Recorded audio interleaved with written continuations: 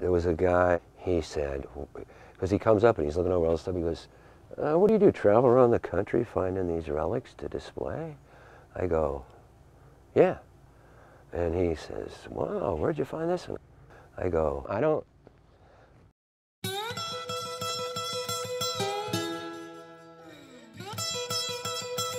I do what I like to call appropriation. I'm an appropriationist.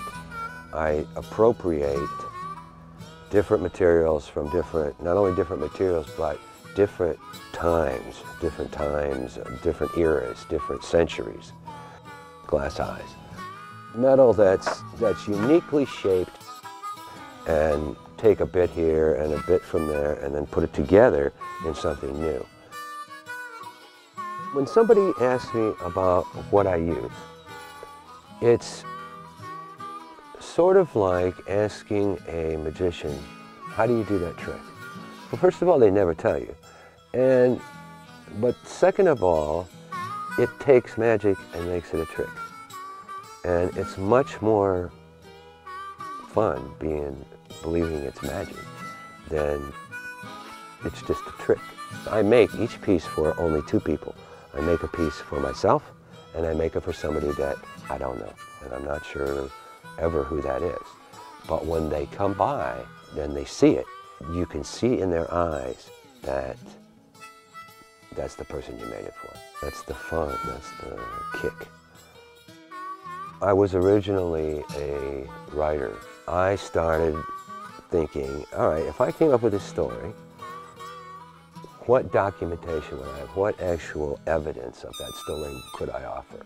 I could write a story and then create something that went along with it. The story is what I'm telling. This is like a prop. This is a piece called The Great Disappointment. In 1844, William Miller ran a religious group, a Christian-based, like a sect, in Western New York. He decided from his deciphering of the Old Testament that the world was going to end on October 21st, 1844. This piece is my interpretation of what your worldview would look like when you woke up on the morning of the 22nd and the world was still here. This is one of my locations where I find material for some of my pieces.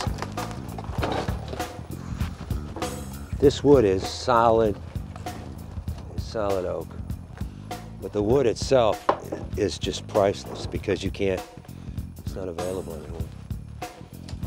This kind of environment, when you can hear the traffic go by, and you're right here, and nobody knows this is here. It's one of the, like a little hideaway. I've always told people that I'm a barker at a carnival sideshow, saying come in and see my three-headed cow, rather than an artist. This is art, but it's only because it doesn't have, I don't know what else to call it. But it's entertainment. I want to take you somewhere where you haven't been before and show you something that's, if not cool, at least interesting. You just come here a minute and, you know, have a smile, have a snicker, have a smirk. Got to fight for your mind.